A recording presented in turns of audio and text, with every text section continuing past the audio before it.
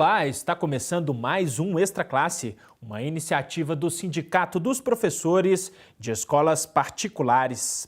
No programa de hoje você confere uma entrevista sobre direito sindical. Um congresso em Belo Horizonte reuniu sindicalistas, advogados, ministros, juristas e especialistas para discutir temas como negociações salariais, direito de greve, liberdade sindical, entre outros assuntos. E quem está aqui conosco para falar sobre este assunto é Ellen Mara Azan, advogada e professora de Direito do Trabalho. Olá, professora, seja bem-vinda, é um prazer recebê-la aqui em nosso programa. Olá, muito obrigada pela oportunidade. Bacana. Professora, qual a importância no cenário atual, inclusive para a sociedade, para a população de um modo geral, de um evento como este para discutir o direito sindical?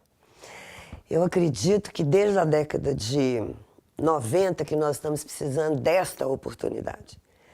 Porque o direito sindical, o movimento sindical tem sido muito criminalizado e as pessoas, ao contrário de procurarem as suas entidades, os seus direitos nas suas entidades, para saberem como deve agir, eles acabam acreditando nessa mídia geral que fala que sindicalismo é baderna, é corrupção.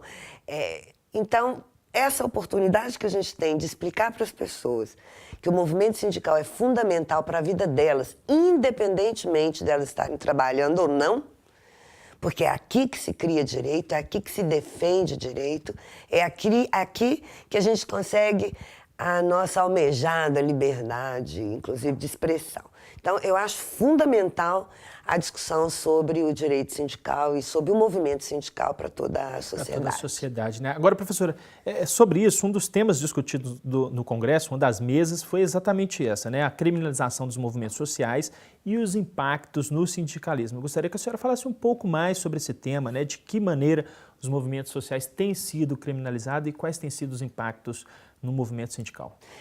Bom, antes de abordar a perspectiva de como que ele está sendo atacado, eu gostaria de explicar o porquê que ele está sendo atacado.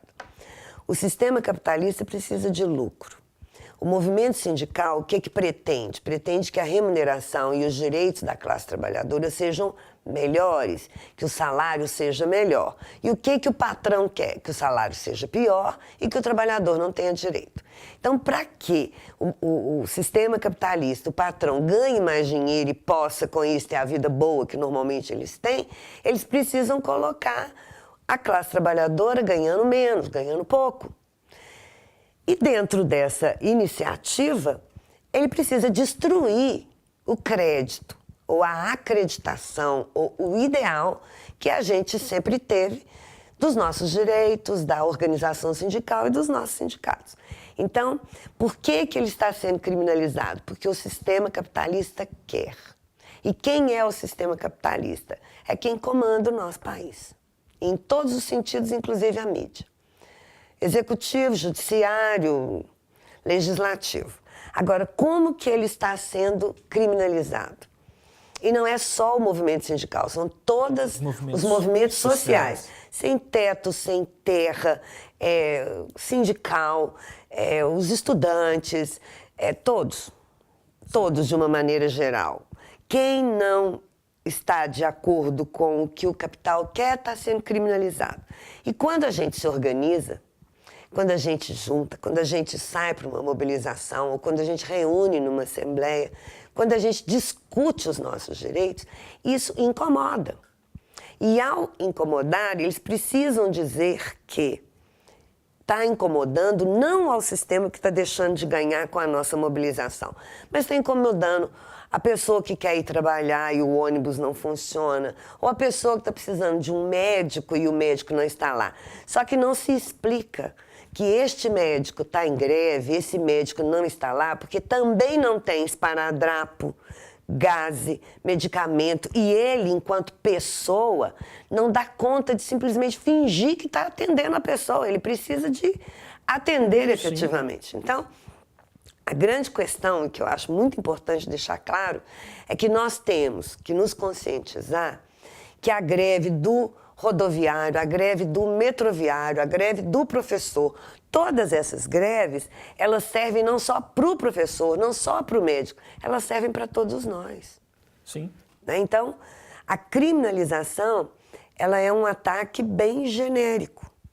É uma criminalização da mídia, ou seja, todos nós, a greve é horrível, nossa, o trânsito não anda por causa da greve, nossa, esse povo chato está fazendo mobilização.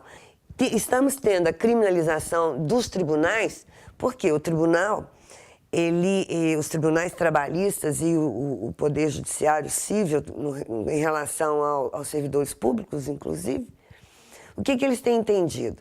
Que greve é direito. Está na Constituição que greve é direito e que depende dos trabalhadores decidir quando, como e de que forma vão fazer. Só que eles falam, não, mas isso incomoda. Greve que não incomoda não é greve. Não é greve. Então, o que eles querem? Uma greve que não incomode. Mas não incomode quem? Porque a greve, na verdade, incomoda quem? Não é o dia a dia nosso. Incomoda quem está deixando de ganhar dinheiro com o nosso trabalho. Então, existe uma proteção dos tribunais ao sistema capitalista. Outro dia mesmo, nós tivemos uma greve num hospital e o desembargador determinou que 80% voltasse ao trabalho. Eu falei, isso não é greve? Essa totalidade. Isso né? é criminalização dos movimentos sociais também.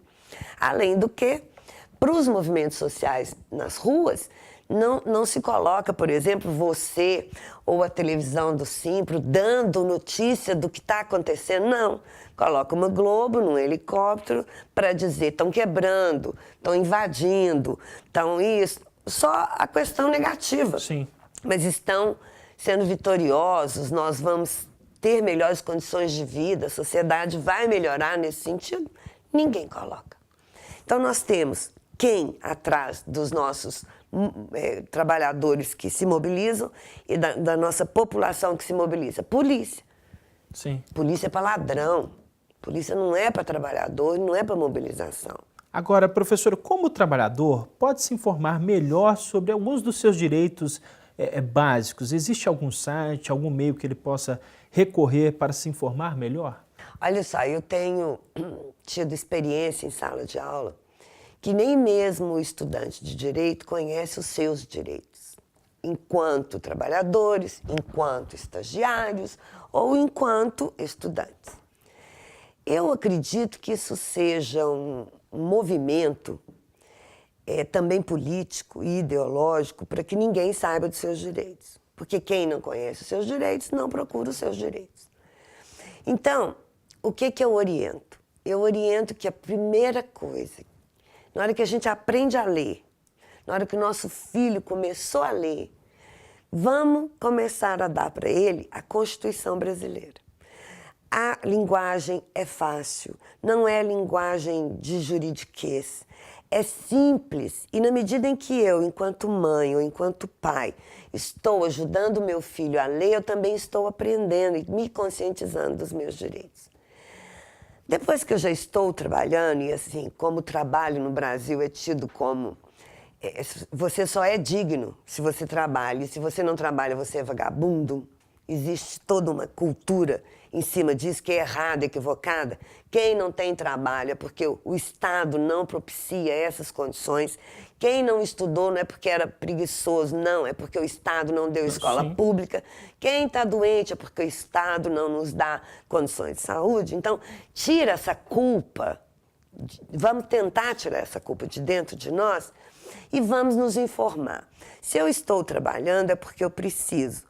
Se o que eu estou ganhando, o meu patrão está pagando, ele está ganhando em cima do que eu produzo 10, 15, 20 vezes mais. Então, ele tem que, no mínimo, me respeitar. E me respeitar não é me dar bom dia e tapinha nas costas, é cumprir os meus direitos. Quais são os meus direitos? Bom, os meus direitos estão na Constituição, estão na lei. Mas eu tenho dúvida. Vá ao seu sindicato. Eu não sei qual que é o meu sindicato. Pega a sua carteira de trabalho e olha lá para onde que o patrão, no mês de março de cada ano, recolhe a contribuição sindical. Porque essa contribuição é para o sindicato que deve me defender. E vá ao seu sindicato.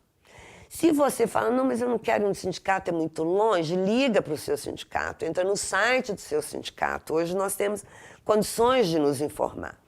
Mas se de toda forma for uma opção minha não querer estar, nem ir, nem falar com o meu sindicato, ele tem o Ministério Público do Trabalho, ele tem também o Ministério do Trabalho e tem a Ordem dos Advogados. E o que eu acho principal, procurem a associação de advogados, mineira de advogados trabalhistas. Nós temos um plantão ali na Justiça do Trabalho mesmo, só para tirar a sua dúvida. E evite aquelas pessoas que estão na porta da Justiça do Trabalho falando: vem cá, você precisa de advogado? Vem aqui. Aquelas pessoas são pessoas que estão cometendo crime, são laçadores, não pode ter isso. Então, evitem essas pessoas e vá direto. Esses meios. Outro local, as universidades. Toda universidade que tem faculdade de Direito tem um núcleo de assistência jurídica. Ali os estudantes, os professores podem informar. Ah, mas eu trabalho o dia todo e não tem como ir à noite. Os sindicatos atendem à noite. Certo, professora, eu vou convidá-la para assistirmos a uma reportagem feita por nossa equipe sobre esse assunto e logo em seguida a gente volta a conversar, vamos lá? Ok.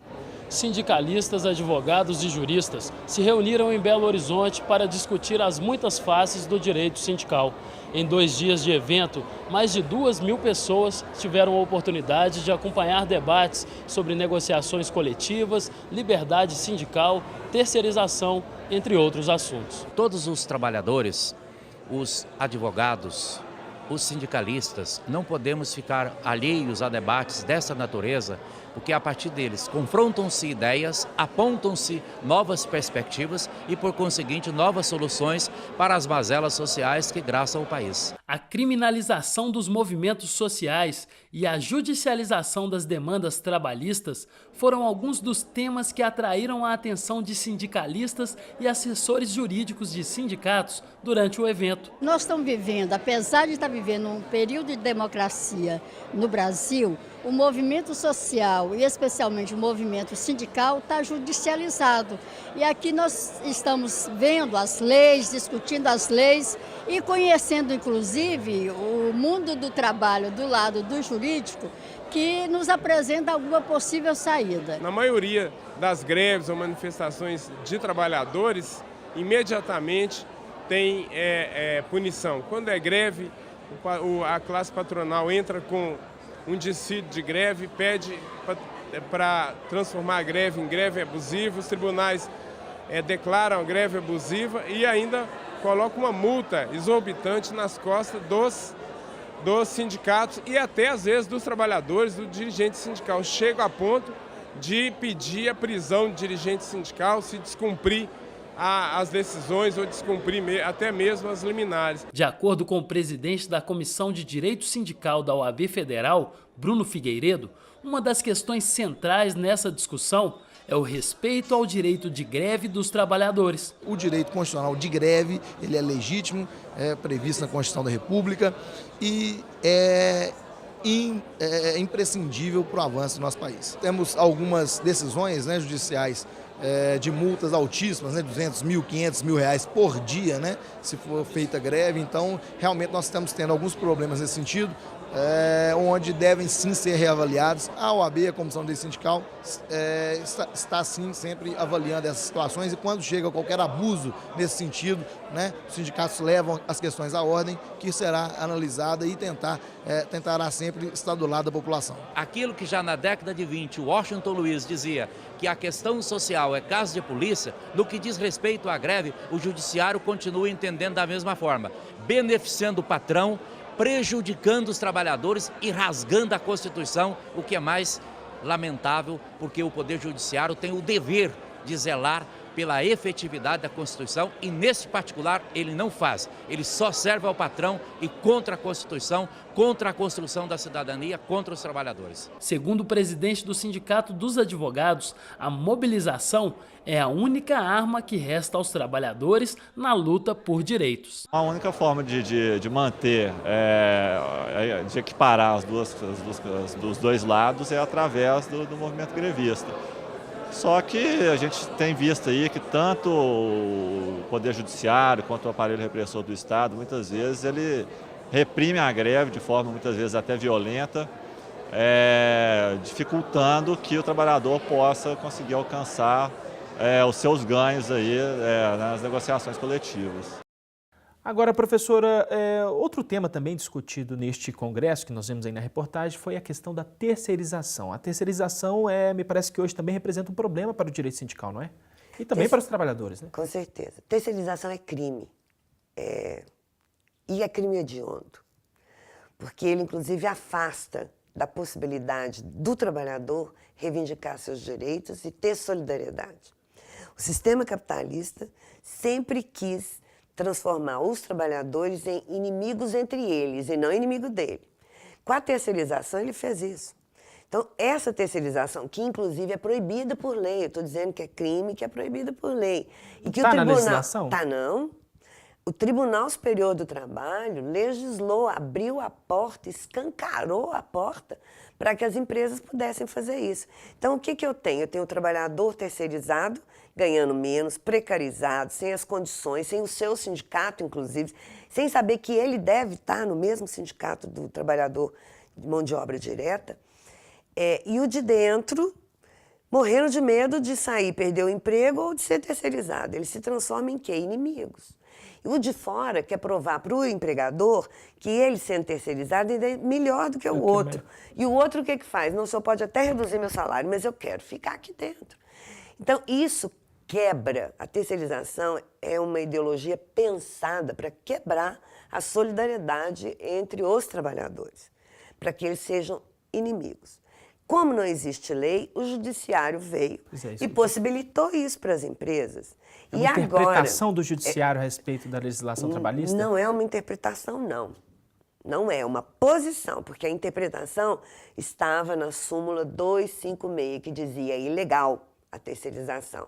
Eles mudaram, cancelaram essa e criaram a 331 na década de 90, dizendo é ilegal, porém pode-se fazer na atividade meio e na atividade fim. Certo. Agora, professora, para a gente terminar essa nossa entrevista aqui, que está muito bacana, gostaria que a senhora nos dissesse qual o papel os professores e a educação podem desempenhar nesse debate, tendo em vista que esse nosso programa é visto por muitos docentes aqui no Estado.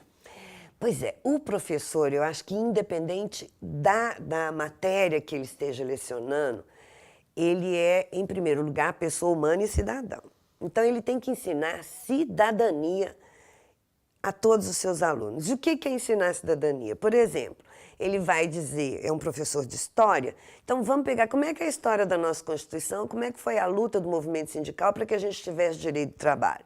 Então, ele poderia utilizar, ele vai na geografia, ele também pode utilizar a questão política, geográfica, para trazer a Constituição. E o que eu acho principal em tudo isso é que o próprio professor se conscientize que ele precisa lutar pelos seus direitos. Na hora que ele estiver lutando pelos seus direitos, ele vai conseguir ensinar o seu aluno também a lutar. Certíssimo. Professora Ellen Mara Azan, agradeço a participação e a gentileza da entrevista aqui para esta classe. Prazer. Confira agora a agenda da semana. O projeto Manuelzão da UFMG promove o concurso Premiando a Educação. Podem participar escolas públicas do ensino fundamental com projetos educativos e socioambientais na região da Bacia do Rio das Velhas. Inscrições de 15 de julho a 14 de agosto. Os participantes receberão certificados e os vencedores ganharão final de semana em pousada na Serra do Cipó. Babilac Bar se apresenta durante a Copa do Mundo em Belo Horizonte com um show som afro-progressivo. O artista criou o Enxadário, orquestra de enxadas, através de experimentações sonoras por onde explora os timbres do instrumento até então utilizados apenas como ferramentas de trabalho. A gente fica por aqui, mas para saber mais sobre o Sindicato dos Professores, é só visitar o nosso site.